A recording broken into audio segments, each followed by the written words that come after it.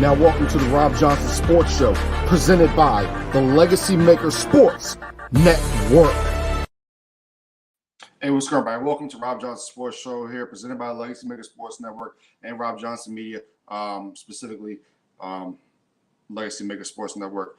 Ladies and gentlemen, I'm here to talk a few topics today with you guys. First topic we're going to talk is NFL 2 breakdowns, go back through the games from week 2 of the NFL.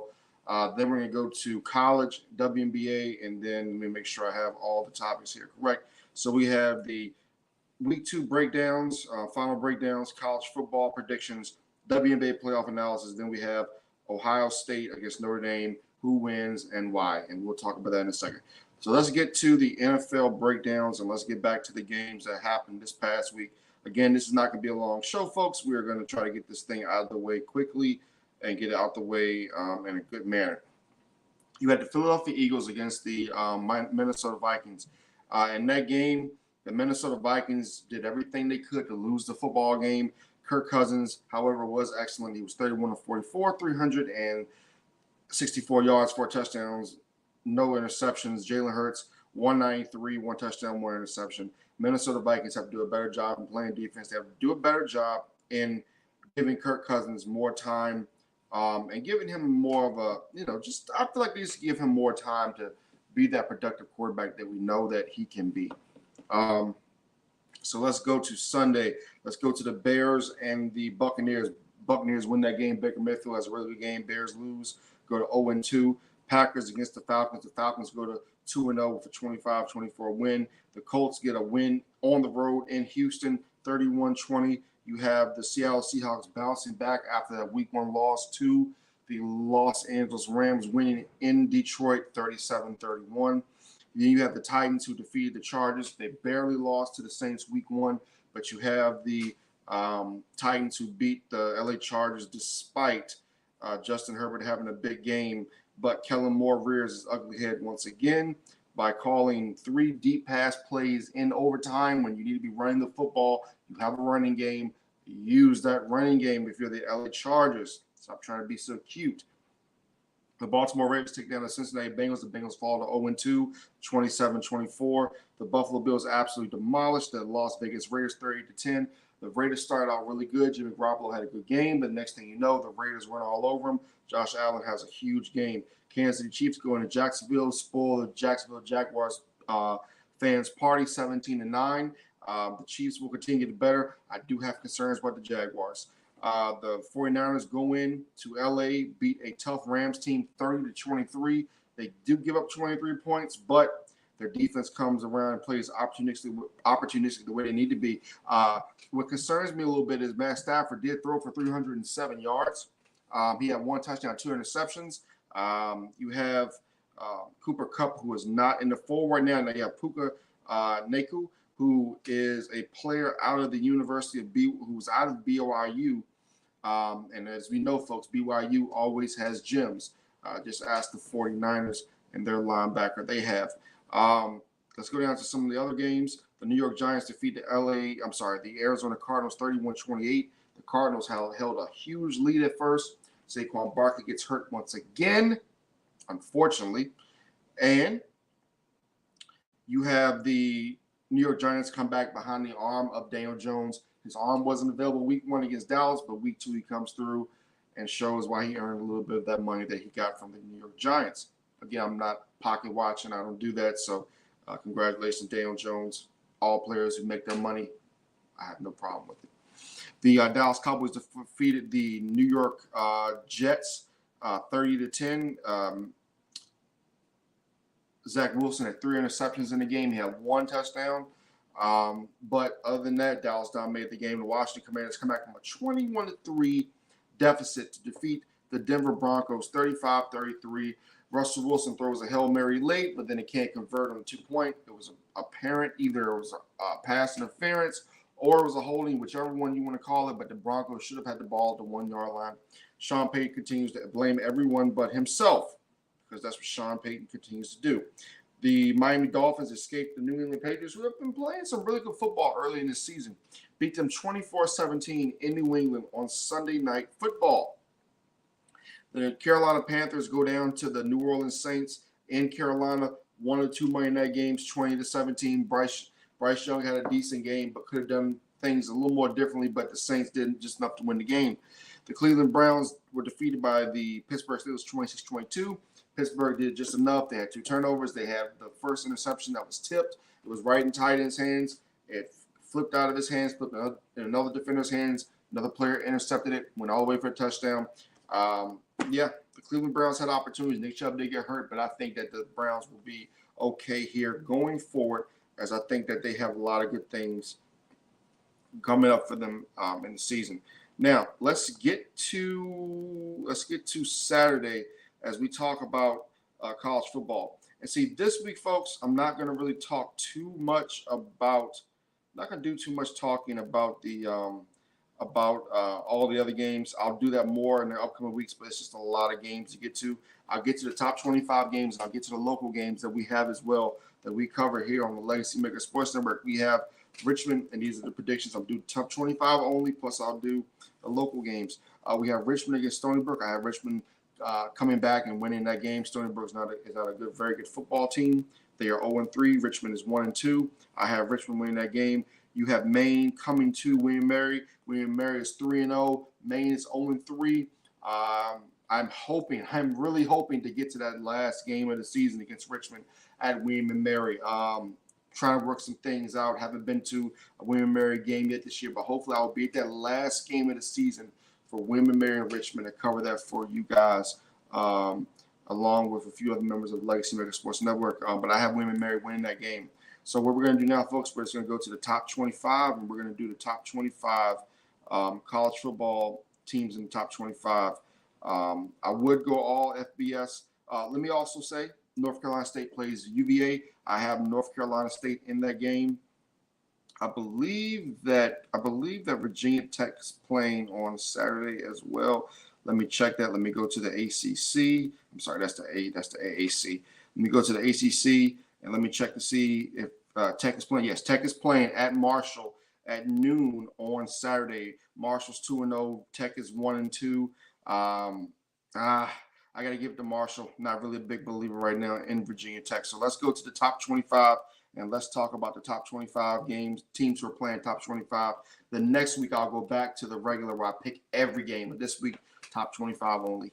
Number 20, Miami goes against Temple. I have Miami in that game. You have number 16, Oklahoma, going to Cincinnati, a 2-1 Cincinnati team who is now in the Big 12. They lost to Pittsburgh 27-21. They beat Eastern Kentucky 66-13. I have to give that to Oklahoma. Now let's talk about Florida State and Clemson. This is a noon game. Usually when you talk about Clemson, people think it's just, Death Valley, night games. It's still very hard to play in Death Valley, even at noon. But I'm going to give it to Florida State. You have Rutgers and Michigan. This is an interesting game. I haven't seen Michigan really play anybody. Neither has Rutgers. However, I think that Rutgers has been a pretty decent team so far this year. They dominated Northwestern. They dominated Temple. They beat Virginia Tech 35-16, which was an old Big East rival. Do I think that Michigan is going to lose this game? No. Do I think Rutgers is going to send a message against the Michigan Wolverines? Yes, I do. And I think Michigan needs to be very careful. This is a high noon game. Rutgers is improving year by year. Be very careful if you are playing Rutgers. The Scarlet Knights could shock the Michigan Wolverines on Saturday. Could be. Now you have Ole Miss against Alabama. This is a tough one because a lot of people are expecting Alabama to get beaten this game by the way they looked last week. It ain't going to happen. Jalen, we got Milroe who is back.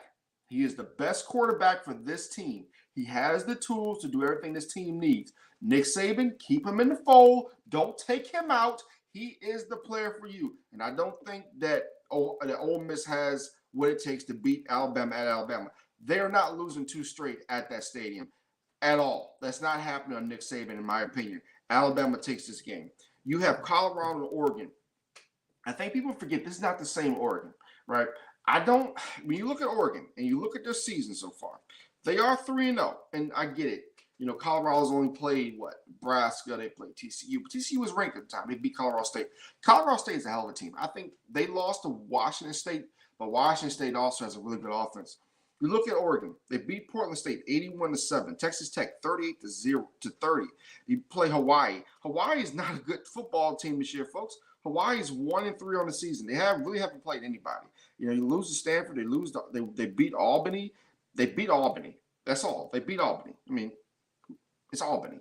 Come on now. I mean, this is Oregon's first real test as well. And I think that the counter here is a lot of people think because Travis Hunter is going to be out, that's going to help Oregon win this game easily. I think it's the opposite, folks. I think by having Travis Hunter out, you really don't know what Colorado is going to bring to the table. You don't know what Coach Prime has cooked up. I have Colorado going into Oregon, winning this football game, and I think it's going to shock a lot of people, but I'm just not that big of a believer in Oregon, especially after I saw that Texas Tech game at Texas Tech. Now, we have Duke and UConn. Duke by a mile. UCLA at Utah. This is going to be another interesting game. Now, you have Utah, who beat Florida. Florida is now in the top 25. So whatever happens with Florida is only going to help Utah. Utah went to Baylor, they lost to Texas State. They only won by 7. College football is hard this year, folks. They beat Weber State last week. You look at UCLA, they're 3-0. A lot of these teams really haven't played anyone yet. I will say that San Diego State is a decent opponent that UCLA beat, and they beat Coastal Carolina, who has been around. So, again, I'm going to give it to UCLA on the road. I think the UCLA Bruins are going to go into Utah, and they're going to beat the Utes in an upset. Then you have University of Texas San Antonio against Tennessee. Tennessee is going to be looking to get back. They're going to destroy these guys. Arkansas at LSU. Florida against the Charlotte 49ers. I give it to Florida. I would try to give Charlotte a little bit of credit, but Charlotte has not been as good as they have been in the past. This is where it gets interesting. This is where it gets very interesting. Oregon State and Washington State. This is the test for Oregon State. If Oregon State if they go into Washington State and they beat Washington State in Washington State with that offense, with that explosive team, woo! Boy, oh boy, we're gonna have to start talking about Oregon as a real contender to get into that top 10, maybe top 6, because going on the road and beating the Cougars in Washington State, that's huge, man. And Oregon State right now, they really, again, haven't played much of opponents, but they've looked impressive with the quarterback position. They've looked impressive on defense, so we'll see how that goes. This is a trap game. 7:30 start. It's going to be on ABC, and strange things happen on ABC after about 7:30. Texas has to go on the road to Baylor. Again, Baylor's 1-2. We get that. They lost to Texas State. We get that. They lost to Utah, who's ranked. We get that. They beat NIU. We get that. But Baylor is a type of team that can sometimes rise to the occasion at the right time. You're talking about Ewers. Ewers for Texas, he can sometimes get the injury bug. Texas can sometimes play down to the competition. Texas has to come into Baylor, and they have to destroy them early. Texas cannot play around with Baylor. If you play with Baylor, they're going to upset you. Texas right now is the number 3 team in the nation. And after watching Bama last week, we have to see what Bama's going to look like this week, because really, is Bama that good? We're going to see. This is a road test. This is a true road test. This isn't Alabama where there's all the hype. No, you're playing on ABC against an in-state rival who wants to do nothing more than to take down the team that is going to the SEC next year. So they got to be very, very careful. Then you got UAB against Georgia. Georgia's going to come out and they're going to smoke them. All right, we'll talk about, in fact, we were going to talk about Notre Dame and Ohio State, and this is one of the feature games. I'll bring this topic up now, because I wasn't going to make it a feature topic, but we'll just bring this topic up now. When you talk about Ohio State, and this is the feature game of the weekend, folks, whether people like it or not, this is the feature game of the week. Let's go through the statistics here, folks. if I can bring it up. When you talk about the Ohio State Buckeyes, you talk about Kyle McCord. He has 3 touchdowns on the yes, not 3 touchdowns, but he has on the season. He has. Let me make sure I have it correct. 3 touchdowns, 1 interception, and how many yards does he have? His yards should come up. He has 497 yards passing on the season. Marvin Harrison Jr. He has 2 touchdowns on the season, leading the team. Playing a very good season so far. He's got 9 receptions so far. When you look at the rushing, Travion Henderson out of Hopewell, who was complete legend when it comes to this area, 17 carries, 103 yards on the season with 2 touchdowns. Ohio State really hasn't to do much in their first couple of games. If we go through their games, Ohio State, they beat Indiana, they beat Youngstown State, they beat Western Kentucky. Everything has pretty much been on the road. At home, except for Indiana. They got to go to Notre Dame. Notre Dame is 4-0. And you look at Notre Dame's game so far, Tennessee State, NC State. I will say this, that NC State win 45-24 was impressive. You beat Central Michigan, who Central Michigan usually plays really good football. So you can't say that Central Michigan is a poor program. They usually are a really good program. So you're looking at Ohio State, you're looking at Notre Dame. Again, this is the marquee matchup of the weekend. And then you go to Notre Dame, you look at their player stats, and you look at Sam Hartman. My God, he has 1,061 yards, 13 touchdowns, 0 interceptions so far on the season, playing really good football. You look at their leading receiver, that is Jaden Thomas. Make sure I get this. 12 receptions, 188 yards, 1 touchdown. You also have Jaden Greathouse, who has 3 touchdowns on the season, 10 catches, 126 yards. This Notre Dame team, and I can't believe I'm saying this Notre Dame team has weapons. This Notre Dame team is probably one of the most dangerous Notre Dame teams we've seen since they won the national championship back in the day. Folks, Ohio State is in trouble. I picked Ohio State to get to the national championship, but they're in trouble. They got to make sure they come out. This is going to be a physical football game. And again, this is probably one of the bigger tests for both teams.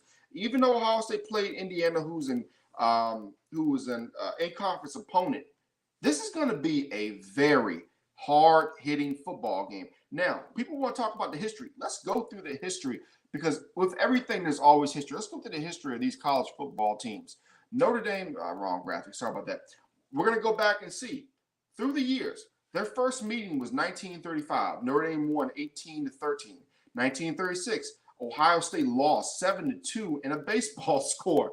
And they didn't play again until 1995. 1995, that's what? Do a quick math here. That's what? 4 years plus 50, that's 54. That's almost 59 years. That's 59 years that they didn't play each other. Ohio State beat Notre Dame in 1995, 45-26. And then you look at in 1996, if that's the next graphic we're going to go to. Did I have it right? Yeah.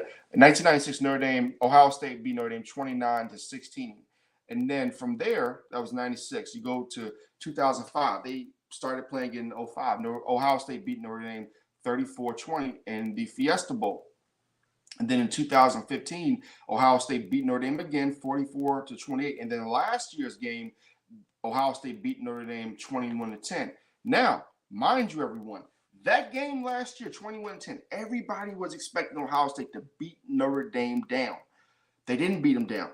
Notre Dame has Sam Hartman. He is a Heisman contender. I'm not saying he's under the radar as far as a contender, but I think that after this game, you got a good chance, if you are Notre Dame, to really plant your flag and say, look, we beat the number 6 team in the nation. We are amongst the nation's best. Next week, they got to go to Duke. So Duke is a really good football team. So this is a big week for Notre Dame, for Duke, for a couple of teams, especially Duke, because you think about it. You beat Notre Dame. You go to Duke next week and Duke beats Notre Dame, they automatically go to the top 10. And who the hell out there really had Duke in the top 10 before the season started? And then they got a really tough schedule down the stretch. You got a good play against USC. You got to go to Clemson. And I don't give a care what Clemson's record is. That game against Clemson is in November. It's on a Saturday. Which all the games are, but more than likely it's going to be a night game. So if you're Notre Dame, you've got to take care of business if you want to get back to that top echelon of college football. Mind you, when you've gotten back to that top tier, you've had to deal with top teams like Alabama, with LSU's, Ohio State, etc. Folks, and I understand they probably would have to deal with a Georgia, but there's no guarantee they got to deal with Georgia. College football, ladies and gentlemen, is wide the hell open. It's wide open this year. There are about 10, 12 teams that have a chance to get into that top four. I would say possibly even maybe 15 have a chance to get into that top four. So for this game, I'm going to pick Notre Dame to beat Ohio State at home. Next game, we have Iowa against Penn State. I think the rise for Penn State will continue. They will beat Iowa at home. That is a 7:30 game. North Carolina against Pittsburgh. I will say this. Pittsburgh, they beat Wofford. They lost to Cincinnati. They lost to West Virginia. North Carolina, do not take the Pitt Panthers lightly, because when you take the Pitt Panthers lightly, they usually come up with an upset. So you got to be very careful if you're North Carolina. But I have Carolina in that game. Washington against California, I've got Washington easily. USC going to Arizona State. Historically, when USC goes to Arizona State, it's always a tough game, right? It's always a tough game. They're coming off the embarrassing loss. I'm not going to say embarrassing because really Fresno State should be in the Pac-12. Fresno State should have been in the Pac-12 15, 20 years ago, in my opinion. I think that's opinion of a lot of people. Ask anybody in the Pac-12. Do I think that USC is going to win this game? Yes. Do I think that Arizona State's going to come out like gangbusters? Because, hey, this is USC. They're leaving the conference after this year. Basically, we want to do something that is going to make an impact. Yes, I think it will actually be close in the first half, which will hurt some of the points USC has with some of their ranking. But I think USC ultimately dominates this game in the second half, winning the football game. I have USC winning this game, and I have them moving on. Now, last topic we have, we're going to talk quickly about the WNBA. I want to bring this up. This is Deladon. Last night, folks, we had a game between the Washington Mystics and the New York Liberty, right? And you had a situation where, and it's tough to talk about, folks, because when you talk about Deladon, first of all, let's give a shout out to Natasha Cloud, who had 33 points, 6 rebounds, 9 assists, 4 steals. That is an amazing stat line. Breanna Stewart, 27 points, 9 rebounds, 2 assists, 2 steals for the New York Liberty. But we talk about this game, and we talk about Elaine Deladon. In the game last night, folks, she had 11 points. 11 points from Deladon. She was 0 of 6 from three-point land. The final score being, in overtime, the Liberty take down the Mystics 90-85. Folks, Washington had so many opportunities to win this game. Brittany Sykes had to steal late. Listen, folks, when you have 18 to 15 seconds left on the clock, Deladon must touch the ball. I understand she struggled all night long. But if your best player, Elaine Deladon, does not touch the basketball, you are missing the absolute boat when it comes to everything that you've built with this team throughout the years. Yes, the Washington Mystics have a championship. But for Brittany Sykes to steal that ball and to not even get the ball out to Deladon, and you have Sabrina Nescu, who missed 2 free throws down the stretch, it was a sloppy game. But as I continue to say, Breanna Stewart is the leader of that basketball team. And this Liberty team, they better get their act together, because you look at it, right? Tonight, you got Connecticut, you got Minnesota. You got 2 scrappy teams, 2 very, very scrappy teams who I really like a lot. You look at Connecticut, right? The Connecticut Sun have been a team that have lost, 2 WNBA finals to Washington and to Vegas. They have been the ultimate consistency when it comes to the WNBA. They play Such good basketball. I put this graphic up for you guys. That's right. Tonight we have Connecticut and Minnesota. Connecticut were not able to win game 2. So even though they're the higher seed, even though they have a 27-13 record going against a 19-21 team, they have to go to Minnesota, the loud Minnesota. And people who have watched Minnesota over the years, the Lynx over the years, just understand just how crazy that Minnesota crowd can be. That Minnesota crowd, ladies and gentlemen, is no joke, and they're not going to play with the Connecticut Sun tonight. Now, you look at Connecticut, and you look at everything they've gone through throughout the season. Now, I will say this. Brianna Jones, she's only 27 years old. She went to Maryland. She was averaging 15 points per game. She got injured in the 13th game of the season. She's been out. But the thing is with, the Connecticut Sun, they've been able to stay consistent with Bonner averaging 17.4 points per game, Thomas averaging 15.5 points per game, Hayes averaging 12.1 points per game. The issue with the Connecticut Sun, they do have some age on them. And we get that because they're an older basketball team, but they bring experience. Now, you look at Minnesota. Collier, 21.5 points per game. McBride, 14.3 points per game. Minnesota is just a little bit of a younger team. They're trying. Diamond Miller, she's 22 years old. She's out of Maryland, another Maryland product. She is averaging, what is that? Let me make sure I have that stat correct. It's 12.1 points per game. You have a lot of players you have a lot of young players on Minnesota who are trying to make an impact, trying to get back to what they used to be as a team. And I'll say this about Minnesota. The next round, they play the Liberty. And it's going to be Las Vegas, Dallas, and you're going to have the Liberty. You're going to have the Liberty against either Minnesota or you're going to have the Liberty against Connecticut.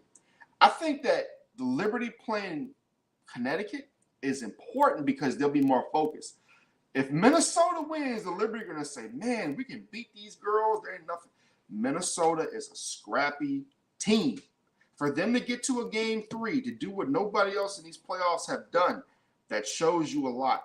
This Minnesota team is coming in the next few years, folks. So for though they haven't qualified for the playoffs in the last 2 years, however, this team is coming. They're going to get a decent draft pick. Who knows if they can move up? It is going to be a very interesting game tonight. The game is on I believe it's on ESPN tonight. It's on ESPN at 8 o'clock Eastern. Make sure you tune in tonight. I may even do some live talking points during the game to talk about what's going on because this is such an important game. If Minnesota can somehow win this game and upset Connecticut, they've got a chance because again, they are a scrappy team. They're a team that continues to play hard. You look at everything that has gone on during the season.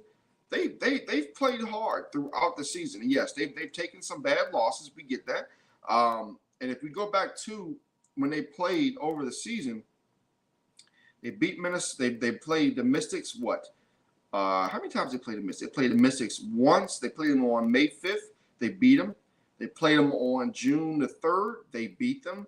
Let's see if I can find some more games with them and the Mystics. They beat the Mystics. They beat them. I'm sorry. I'm talking about the Mystics. I mean the Liberty. I'm looking for the Liberty. I'm sorry. But still, they had played the Mystics. They would have had the advantage because of the fact that they beat them. June 7th game was postponed. Let's see if we can find some other links. And all right. They beat the Liberty on July the 28th, 88-83. Let's see here. Let's make sure we get through the schedule. Okay. They've only played them once, which is, I'm sorry. They lost to them on August the 26th, 111-76. So basically, and they also lost to them August the 4th, 76-66. So they beat them once and lost twice. So, you look at the Liberty, and the Liberty have played very tough against Minnesota. So it's going to be interesting whoever wins this game tonight. It's going to be interesting whoever is able to get through this game tonight. Because like I said, it's going to be a scrappy game. And I will let you know, I'll go through real quick and see if I can pull up Connecticut against the Liberty. So Connecticut actually lost to the Liberty this game in September, 89-58.